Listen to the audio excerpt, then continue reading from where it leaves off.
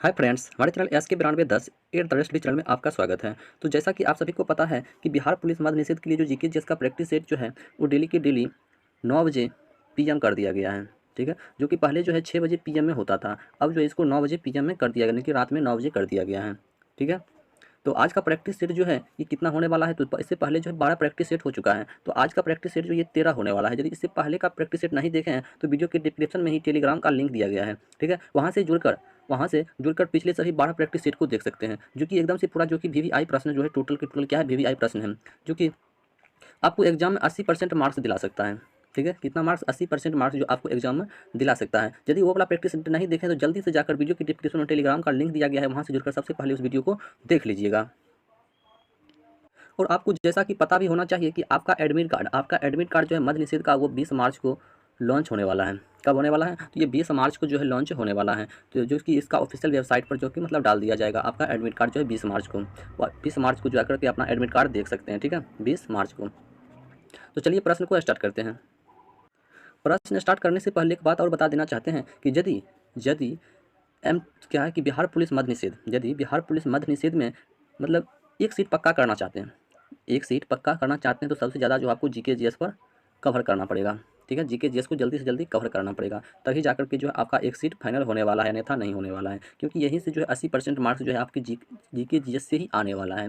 जो कि GK GS का डेली के डेली हम जो है लाइव क्लास करवाते हैं, कितना बजे, वो जो है 9 बजे रात में जो है डेली क्लास करवाते हैं, इसलिए जो डेली से डेली जो है आकर वहाँ से आप मतलब जो है प्रैक्टिस सेट लगा सकते हैं। ठीक है, तो चलिए प्रश्न को स्टार्ट करते हैं। तो प्रश्न है पहला नंबर कि स्वामी विवेकानंद किस स्थान पर जो हुए धार्मिक सम्मेलन से प्रसिद्ध हुए। स्वामी विवेकानंद जो है यह किस स्थान पर हुए धार्मिक सम्मेलन से जो प्रसिद्ध हुए। देखो, प्रश्न करने से पहले हम एक बात और बता देना चाहते हैं, यदि आप किसी भी प्रश्न का आंसर जानते हैं तो उसका आंसर जो आप कमेंट बॉक्स में कर सकते हैं। कहाँ कर सकते हैं, कमेंट बॉक्स में कर सकते हैं। इससे यह होगा कि आपको प्रश्न जो है रिवाइज होता चलेगा। तो जल्दी आंसर जानते हैं तो कमेंट बॉक्स में कर सकते हैं। ठीक है, तो स्वामी विवेकानंद जो है ये किस स्थान पर हुए धार्मिक सम्मेलन से प्रसिद्ध हुए हैं। तो यह जो है प्रसिद्ध हुआ है, ये शिकागो से प्रसिद्ध हुआ है। कहाँ से हुआ है, ये जो शिकागो से प्रसिद्ध हुआ है। ठीक है, यदि हम बात करें कि स्वामी विवेकानंद की, तो यह जो है 30 वर्ष की आयु में, कितना, ये जो है 30 वर्ष की आयु में, 30 वर्ष की आयु में इन्होंने जो शिकागो, जो कि शिकागो कहाँ पड़ता है, या जो अमेरिका में पड़ता है। ठीक है, शिकागो जो है ये अमेरिका में पड़ता है, जो कि विश्व धर्म सम्मेलन में मतलब हिंदू धर्म का मतलब प्रतिनिधित्व किया था। इन्होंने जो है हिंदू धर्म का जो है क्या किया था, तो प्रतिनिधित्व किया था। ठीक है, और ये कब मतलब वहाँ जो कब मतलब गया था, ये तो ये जो है 11 सितंबर को गया था, 11 सितंबर 1893 को गया था। देखो ये भी प्रश्न हो सकता है, पूछ सकता है, इसलिए डेट को भी याद रखना है, 11 सितंबर 1893 को वहाँ गया था। ठीक है, अगला प्रश्न देखते हैं। चलिए अगला प्रश्न है 2 नंबर की, हड़प्पन लोगों की किसकी जानकारी नहीं थी, यानी कि हड़प्पा वासी को जो है सबसे पहले मतलब किस चीज़ की जानकारी नहीं थी। हड़प्पा लोगों को किस चीज़ की जानकारी नहीं थी।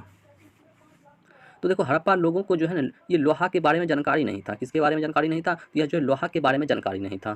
ठीक है, और ये प्रश्न पूछता है, एक प्रश्न पूछता है कि विश्व की सबसे बड़ी सभ्यता कौन सी है।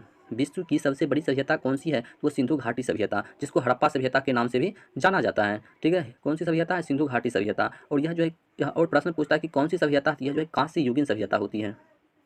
क्या होती है, तो यह जो है कांस्य युगीन सभ्यता होती है। सिंधु घाटी सभ्यता जो है यह कांस्य युगीन सभ्यता होती है। और इसकी खोज की बात करें तो इसकी खोज जो है दयाराम साहनी ने किया है। किसने किया है, दयाराम साहनी ने जो है 1921 ईस्वी में किया है। कब किया है, 1921 ईस्वी में जो दयाराम साहनी ने जो है खोज किया है सिंधु घाटी सभ्यता ने, कि सबसे पहले हड़प्पा सभ्यता की खोज किया, और हड़प्पा सभ्यता सिंधु घाटी सभ्यता दोनों जो है कि सेम टू सेम है। ठीक है, एक दूसरे के नाम से जाना जाता है। अगला प्रश्न,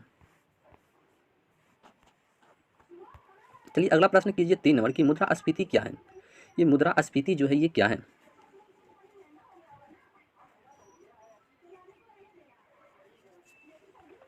मुद्रास्फीति क्या है, तो मुद्रास्फीति जो है ये मूल्यों में वृद्धि है। क्या है, यह जो एक मूल्यों में वृद्धि है। तो 3 का बिल्कुल सही आंसर ऑप्शन नंबर ए हो जाएगा कि मूल्यों में वृद्धि है। अगला प्रश्न, चलिए अगला प्रश्न है 4 नंबर की, भारतीय संघ का सुदूर दक्षिणी छोर क्या है। भारतीय संघ का सुदूर दक्षिणी छोर जो है क्या है। देखो प्रश्न वही पढ़ो जो एग्जाम में पूछा जाए। ऐसा प्रश्न मत पढ़ो कि मतलब उससे कुछ मतलब फायदा ही होने वाला नहीं है। ठीक है, तो भारतीय संघ का सुदूर दक्षिणी छोर क्या है, तो ये जो है ना अंडमान निकोबार द्वीप समूह। क्या है, अंडमान निकोबार द्वीप समूह। देखो यहाँ से एक प्रश्न पूछता है, यहाँ से एक प्रश्न पूछता है कि भारत का सबसे दक्षिणतम बिंदु कौन सी है। भारत की सबसे दक्षिणतम बिंदु कौन सी है, तो वो कन्याकुमारी। ठीक है, कौन सी है, वो कन्याकुमारी ही। प्रश्न को अच्छा से याद रखना है। ठीक है, अगला प्रश्न, चलिए अगला प्रश्न कीजिए 5 नंबर, कि हिरोशिमा पर एटम बम कब गिराया गया था।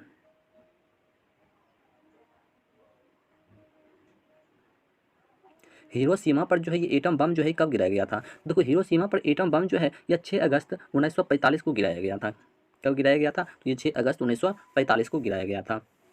यदि हम बात करें तो यह जो है ना हिरोशिमा पर ये बम जो गिराया गया था, ये जो द्वितीय विश्व युद्ध के समय गिराया गया था। कब गिराया गया था, द्वितीय विश्व युद्ध के समय जो है यहाँ पर गिराया गया था। और किसने गिराया था, तो ये भी बात कर लेते हैं किसने गिराया था। तो अमेरिका ने जापान की हिरोशिमा पर जो है बम गिरा दिया था। ठीक है, किसने गिराया था, तो ये अमेरिका ने गिराया था, ये भी याद रखना है। अगला प्रश्न, चलिए अगला प्रश्न कीजिए कि हरिसेन निम्न में से किनके राज कवि थे। हरिसेन जो है यह निम्न में से किसके राज कवि थे। देखो टाइम बहुत कम बचा हुआ है, इसलिए ज़्यादा से ज़्यादा जो है जीके जीएस पर डोज डालो। सबसे ज़्यादा जो है जीके जीएस को कवर करो, समय बहुत कम बचा हुआ है। ठीक है, हरिसेन निम्न में से किनके राज कवि थे। तो हरिसेन जो है यह समुद्रगुप्त के राजकवि थे। किसके गुप्त राजकवि थे, यह समुद्रगुप्त के राजकवि थे। ठीक है, और ये जो है ना 4वीं, कब, ये 4वीं शताब्दी में, कब, तो ये 4वीं शताब्दी में जो संस्कृत के कवि और राजनीतिज्ञ और क्या है सरकार के मंत्री थे, वहाँ का मंत्री था। ठीक है, ये भी याद रखिएगा। चलिए देखते हैं अगला प्रश्न, चलिए अगला प्रश्न कीजिए 7 नंबर, कि न्यूनतम एवं अधिकतम तापमान का अंतर निम्न में से किस स्थान पर होगा। न्यूनतम एवं अधिकतम तापमान का अंतर जो है किस स्थान पर होगा। तो ये दिल्ली में होगा। कहाँ पर होगा, तो ये जो दिल्ली में देखा जाएगा। तो 7 का बिल्कुल सही आंसर ऑप्शन सी हो जाएगा कि दिल्ली में। अगला प्रश्न, चलिए कीजिए अगला प्रश्न जो कि 8 नंबर प्रश्न है, कि भारत के राष्ट्रपति द्वारा निम्नलिखित में से कौन सा कार्य जो है नहीं किया जाता है। भारत के राष्ट्रपति द्वारा निम्नलिखित में से कौन सा कार्य है जो नहीं किया जाता है।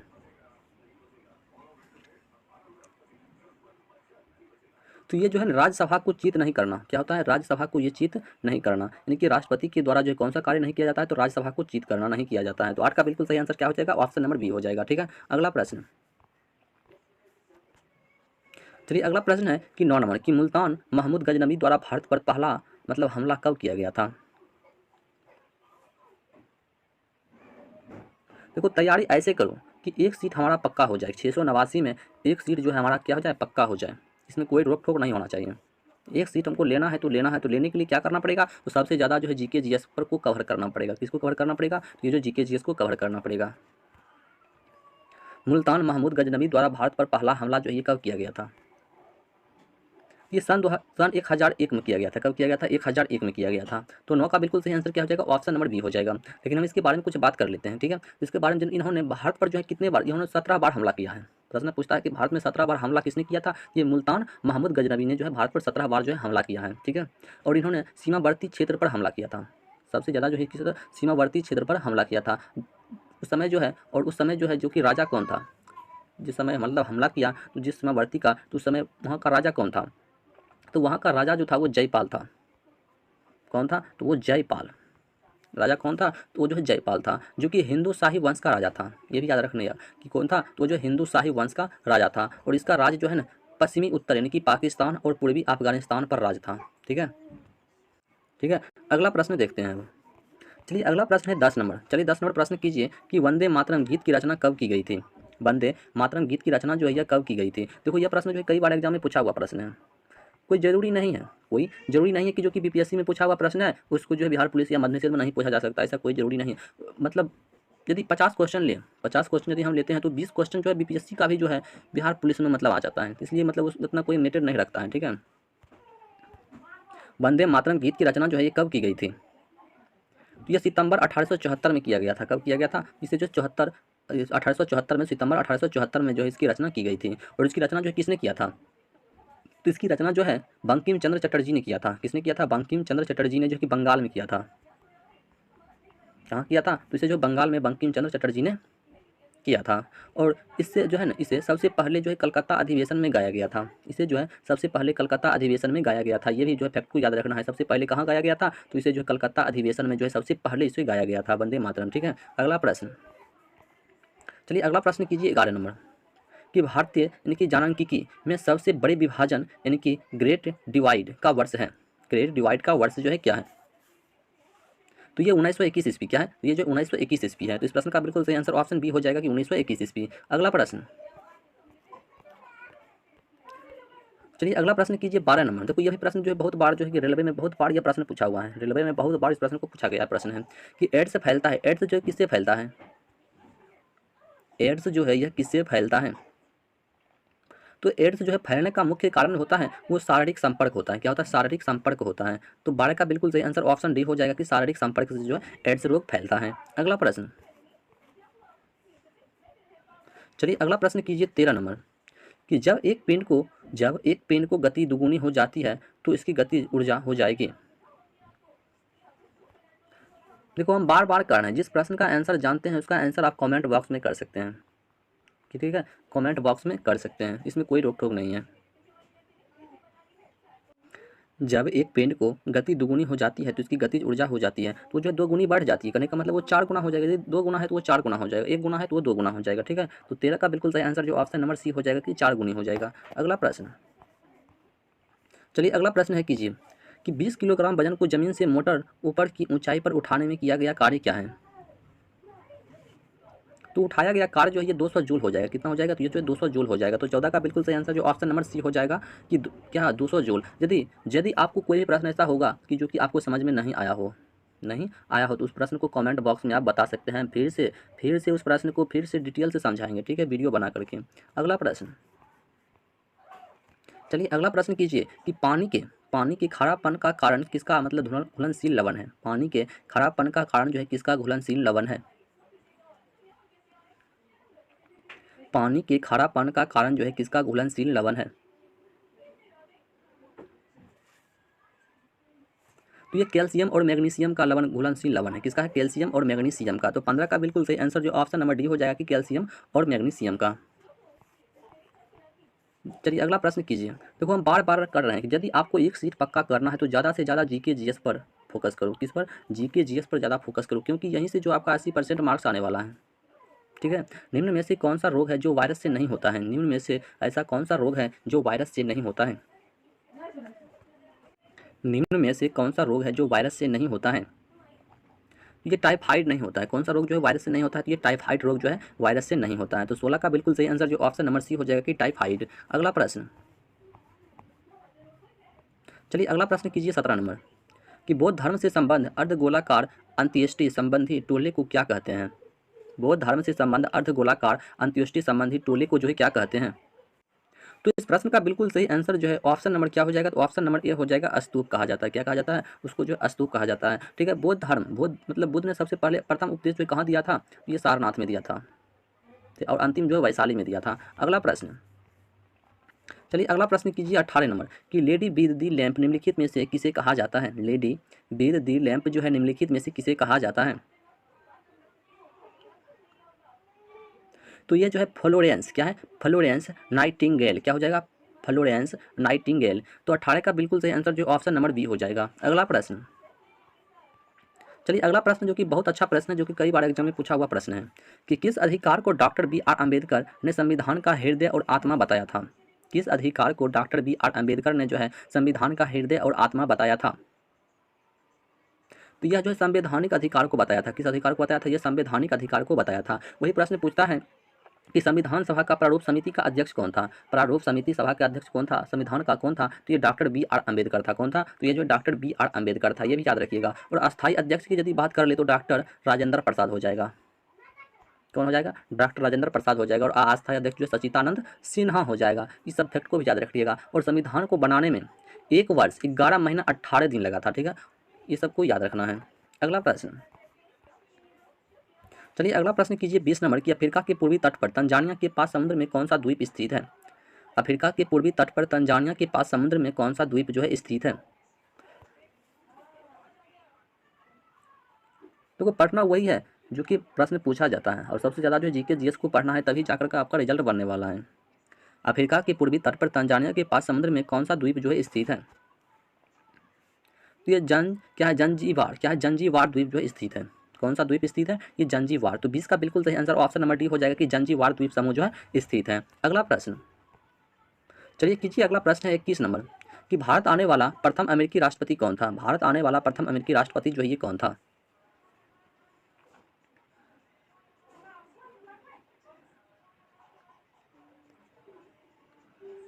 तो भारत आने वाला प्रथम अमेरिकी राष्ट्रपति जो है ये ड्वाइट आइजन हॉवर था। कौन था? Dwight eigen hover. तो 21 का बिल्कुल सही आंसर जो ऑप्शन नंबर ए हो जाएगा। ठीक है।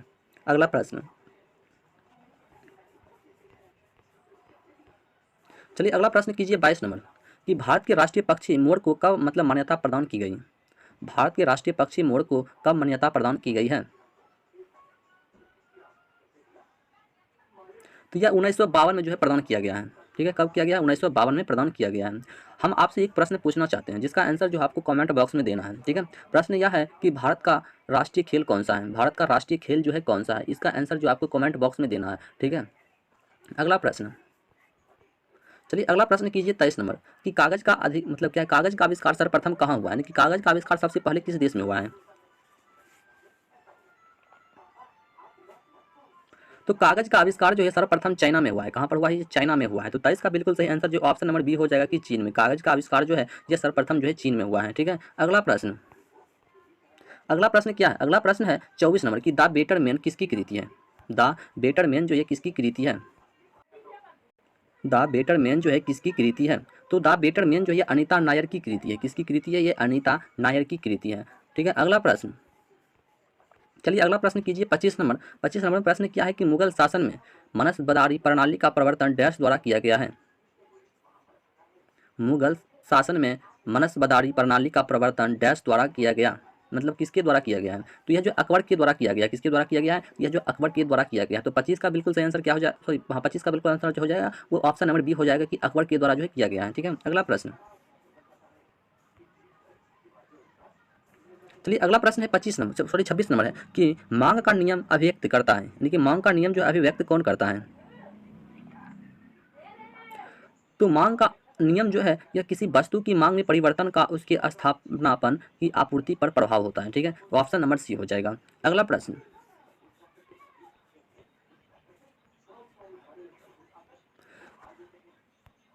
चलिए अगला प्रश्न है 27 में कि भारत के किस राज्य में बृहत तटीय रेखा है? भारत के किस राज्य में जो है बृहत तटीय रेखा है? देखो, यदि आप मद्य निषेध का सही से तैयारी कर रहे हैं, यदि आप मद्य निषेध को सही से मतलब चाहते हैं कि नहीं हमारा एक सीट पक्का हो जाए, तो आपको वीडियो को सही पूर्वक ध्यान से देखना पड़ेगा। यदि आप मतलब आए वीडियो पर प्ले किए, मन मतलब इधर उधर मतलब तंजा हो जाएगा, मतलब छोड़ कर चल दिए, तो ऐसा में जो आपका सीट मतलब ये कन्फर्म नहीं होने वाला है। ठीक है, हम पहले बता देते हैं। तो यदि आपको एक सीट पक्का करना है तो सबसे पहले जो है वीडियो को शुरू से लास्ट तक जरूर देखना और जिस प्रश्न का आंसर जानते हैं उसका आंसर जो आपके कमेंट बॉक्स में जरूर देना है। ठीक है। जैसे जैसे आप कमेंट बॉक्स में आंसर दीजिएगा वैसे वैसे जो आपका रिवाइज होता जाएगा। इससे आपको लगेगा कि नहीं हम जो है कुछ पढ़ कर मतलब एग्जाम देने जा रहे हैं। ठीक है। तो प्रश्न है कि भारत के किस राज्य में बृहद तटीय रेखा है? ये गुजरात राज्य में है। कहाँ पर है? ये गुजरात राज्य में है। भारत के किस राज्य में बृहद तटीय रेखा है? ये गुजरात राज्य में है। ठीक है। अगला प्रश्न, चलिए अगला प्रश्न क्या है? 28 नंबर प्रश्न है कि किस अनुच्छेद के अनुसार 14 वर्ष से कम आयु के बच्चों को कारखाने यानी कि खानों एवं अन्य जोखिम वाले कार्यों में नहीं लगाया जा सकता है?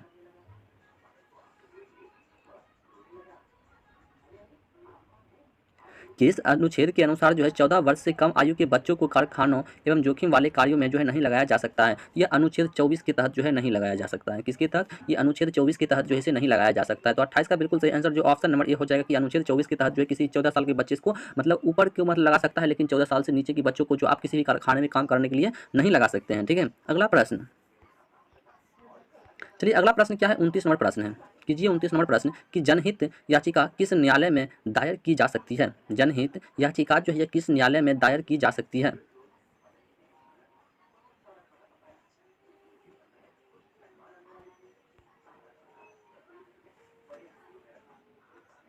जनहित याचिका किस न्यायालय में दायर की जा सकती है?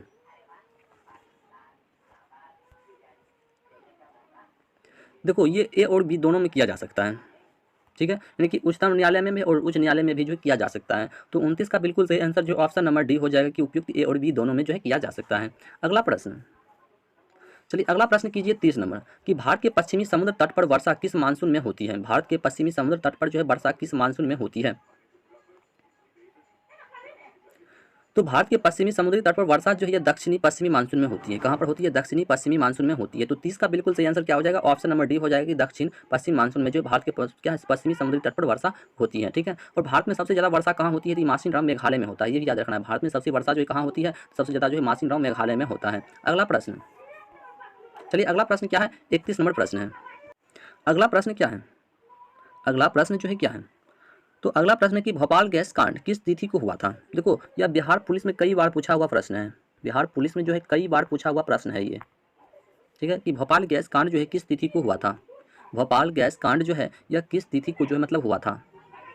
भोपाल गैस कांड जो है यह किस तिथि को हुआ था।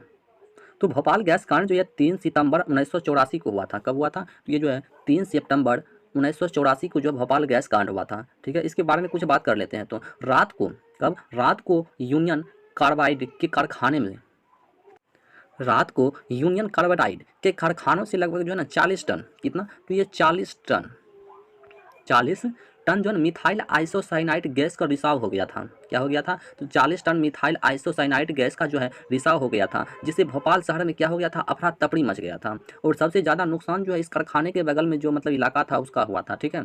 अगला प्रश्न, अगला प्रश्न है कि उत्प्रेरक एक पदार्थ है जो, उत्प्रेरक एक पदार्थ है जो क्या करता है।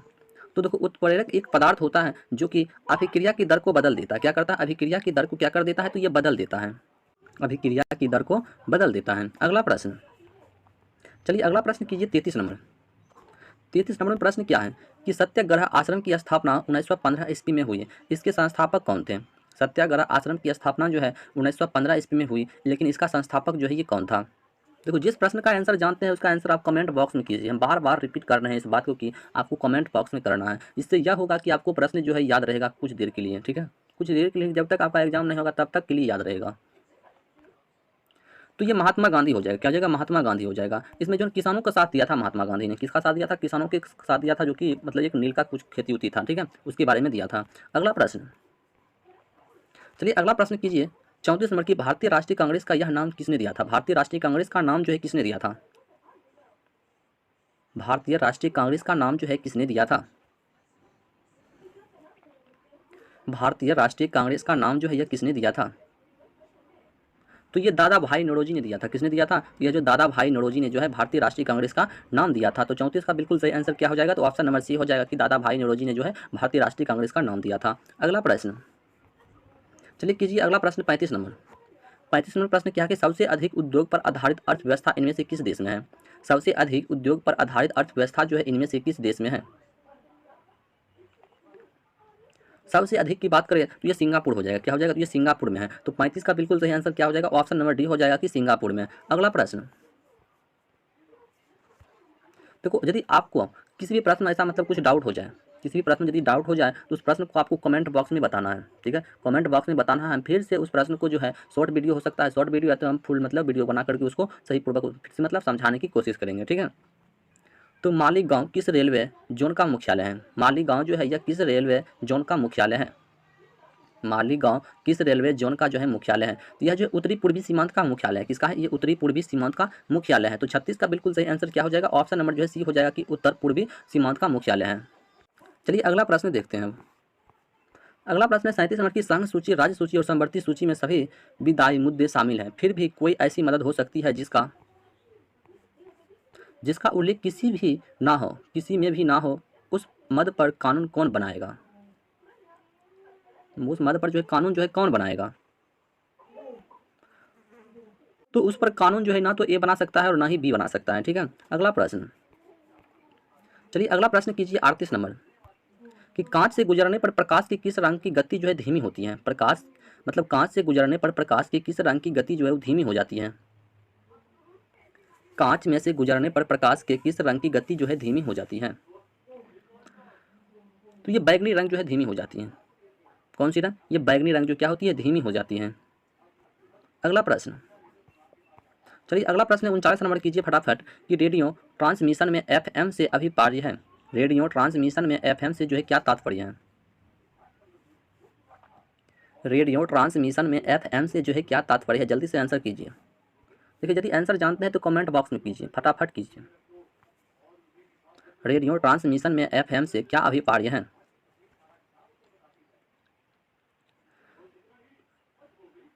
तो इसका अभिप्राय यह है कि फ्रीक्वेंसी मॉड्यूलेशन। क्या है? Frequency modulation. तो यानी कि 39 का बिल्कुल सही आंसर क्या हो जाएगा? ऑप्शन बी हो जाएगा कि फ्रीक्वेंसी मॉड्यूलेशन। ठीक है, अगला प्रश्न चलिए कीजिए। अगला प्रश्न जो कि 40 नंबर प्रश्न है कि युद्धक विमान अधिक ऊंचाइयों पर क्यों उड़ता है? युद्धक विमान जो है यह अधिक ऊंचाइयों पर क्यों उड़ता है?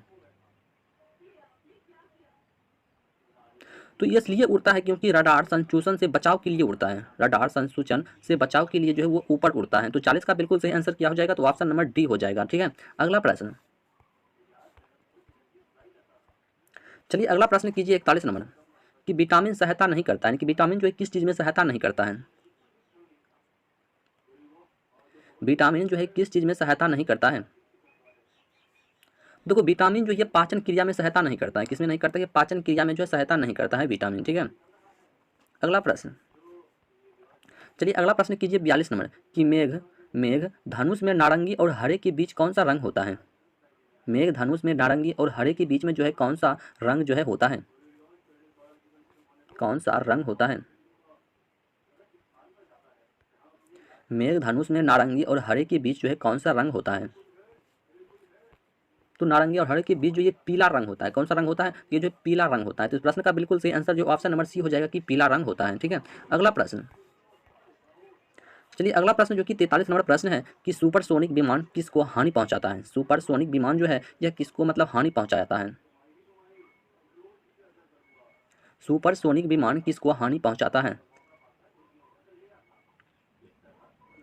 जो कि बहुत रिपीटेड क्वेश्चन है, जो कि बहुत रिपीटेड क्वेश्चन है। ठीक है, बहुत रिपीटेड क्वेश्चन है। सुपरसोनिक विमान किसको हानि पहुंचाता है? तो ये देखो किसको पहुंचाता है? तो ये ओजोन मंडल को पहुंचाता है। किसको पहुंचाता है? यह ओजोन मंडल को जो सबसे ज़्यादा हानि पहुंचाता है। तो 43 का बिल्कुल सही आंसर जो ऑप्शन नंबर डी हो जाएगा कि ओजोन मंडल को जो सबसे ज़्यादा हानि पहुंचाता है। अगला प्रश्न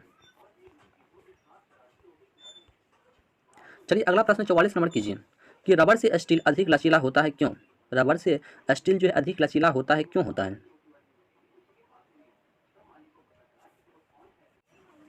रबर से स्टील अधिक लचीला होता है क्यों होता है? क्योंकि यह जो प्रतिबल का विकृति से अनुपात अधिक होता है। प्रतिबल का विकृति जो है अनुपात से क्या होता है? तो अधिक होता है। तो 44 का बिल्कुल सही आंसर जो ऑप्शन नंबर सी हो जाएगा। अगला प्रश्न चलिए। अगला प्रश्न है 45 नंबर कीजिए कि एक कार और भरी हुई एक ट्रक रास्ते पर समान गति से चलता है। ठीक है, ट्रक से मतलब तुलना की जाए तो कार धारण करेगी।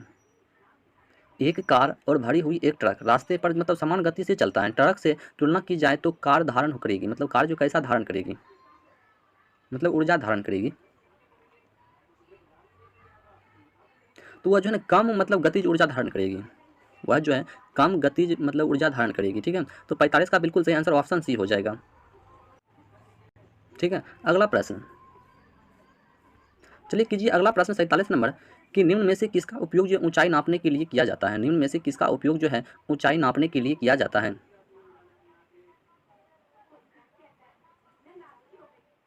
निम्न में से किसका उपयोग जो है ऊंचाई नापने के लिए किया जाता है? तो अल्टीमीटर। किसका? अल्टीमीटर का उपयोग जो है हम ऊंचाई मापने के लिए करते हैं। ठीक है, ऊंचाई मापने के लिए किसका उपयोग करते हैं? ये अल्टीमीटर का उपयोग करते हैं। ठीक है, अगला प्रश्न चलिए। अगला प्रश्न कीजिए कि टेबलेट या पाउडर वाली दवा की बोतलों में सिलिका की जेली की एक मतलब छोटी छोटी सी थैली होती है क्योंकि सिलिका को जेल क्या करता है? क्योंकि नमी को सोख लेती है। ये जो है ना नमी को क्या करती है? सोख लेती है। तो इस प्रश्न का बिल्कुल सही आंसर ऑप्शन सी हो जाएगा कि नमी को सोख लेती है। ठीक है, अगला प्रश्न चलिए। अगला प्रश्न कीजिए जो बहुत अच्छा प्रश्न है, जो कि कई बार मतलब एग्जाम में पूछा हुआ भी प्रश्न है कि परमाणु बम की खोज जो है किसने किया है? परमाणु बम की खोज जो है यह किसने किया है? देखो परमाणु बम की खोज जो है ये ओटो हॉर्न ने किया है। किसने किया है? ये जो ओटो हॉर्न ने किया है। कब किया है? तो ये 16 जुलाई 1945 को 16 जुलाई 1945 को जो है परमाणु बम की खोज किया गया था। और कहाँ पर किया गया था? तो ये अमेरिका में किया गया था। ये भी याद रखना है, कहाँ किया गया था? तो ये अमेरिका में किया गया था। और इसका परिणाम जो है मतलब इसका सर्वेक्षण जो है ये रेगिस्तान में किया गया था। ठीक है, कहाँ किया गया था? तो ये रेगिस्तान में किया गया था। ये भी याद रखिएगा। तो इस प्रश्न का बिल्कुल सही आंसर जो ऑप्शन नंबर ये हो जाएगा कि ओटो हॉर्न ने। अगला प्रश्न चलिए। अगला प्रश्न जो कि आज का लास्ट प्रश्न है इस प्रैक्टिस सेट का कि सौरमंडल का अत्यधिक तप्त ग्रह है, सौरमंडल का अत्यधिक जो है तप्त ग्रह जो है कौन सा है। देखो तप्त ग्रह यानी कि सबसे गर्म ग्रह पूछ रहा है, तो ये शुक्र ग्रह है। कौन सा ग्रह है, तो ये जो है शुक्र ग्रह है, ठीक है, शुक्र ग्रह है। देखो एक प्रश्न पूछता है कि सबसे ठंडा ग्रह कौन सा है, सबसे ठंडा ग्रह जो है कौन सा होता है, तो सबसे ठंडा ग्रह जो यूरेनस होता है, ये भी याद रखना है। सबसे ठंडा ग्रह कौन सा होता है, ये यूरेनस होता है, जो कि 7वें स्थान पर आता है, सौरमंडल का 7वें स्थान पर आता है यूरेनस, ठीक है। सबसे ठंडा ग्रह कौन सा है, यूरेनस है, क्या है, यूरेनस, जो कि 7वें स्थान पर आता है, ठीक है। और एक प्रश्न पूछता है कि पृथ्वी का बहन किसे कहा जाता है, पृथ्वी का बहन जो है किस ग्रह को कहा जाता है, तो ये शुक्र ग्रह को कहा जाता है। मंगल ग्रह को सबसे चमकीला ग्रह कहा जाता है, ये भी याद रखना है, ठीक है। मंगल ग्रह को सबसे चमकीला ग्रह के नाम से भी जाना, सॉरी चमकीला नहीं, लाल ग्रह के नाम से जाना जाता है। मंगल ग्रह को जो है लाल ग्रह के नाम से जाना जाता है, और शुक्र को पृथ्वी का बहन कहा जाता है, ठीक है। और एक प्रश्न पूछता है कि सबसे भारी ग्रह जो है कौन सा है, सबसे भारी ग्रह जो है कौन सा है, तो ये बृहस्पति ग्रह है। कौन सा ग्रह है, ये जो है बृहस्पति ग्रह, क्या है, बृहस्पति ग्रह, जो कि सबसे भारी ग्रह होता है, ठीक है। और इसे गॉस जॉइंट के नाम से भी जाना जाता है, बृहस्पति ग्रह को जो है गैस जायंट के नाम से भी इसे जाना जाता है। और इसका द्रव्यमान जो है पृथ्वी से 318 गुना अधिक होता है। बृहस्पति का मतलब जो है क्या कहते हैं, द्रव्यमान जो है यह पृथ्वी से 318 गुना अधिक होता है, ठीक है। पृथ्वी से 318 गुना क्या होता है, अधिक होता है। तो इस प्रश्न का बिल्कुल सही आंसर जो ऑप्शन नंबर सी हो जाएगा कि सौरमंडल का सबसे तप्त ग्रह कौन सा है, एक शुक्र है, जो कि सबसे गर्म ग्रह भी कहलाता है, और पृथ्वी का क्या है, बहन होता है शुक्र ग्रह, ठीक है। तो यदि वीडियो अच्छा लगा हो तो चैनल को लाइक और सब्सक्राइब जरूर कर लें, और इस वीडियो को जो है ज़्यादा से ज़्यादा शेयर कीजिए, क्या कीजिए, ज़्यादा से ज़्यादा शेयर कीजिए, ताकि यह होगा कि आपके फ्रेंड्स भी जो है इस वीडियो को देख सके और उसको भी कुछ ना कुछ फायदा हो जाए, क्या हो जाए, उसको भी जो है फायदा हो जाए। और यदि आप व्हाट्सएप ग्रुप मतलब किसी भी प्रकार का ग्रुप चलाते हैं, उस ग्रुप में जरूर से जरूर इस वीडियो को मतलब भेजें, ठीक है, जरूर से जरूर भेजें। तो मिलते हैं अगले वीडियो में, तब तक के लिए जय हिंद, जय भारत।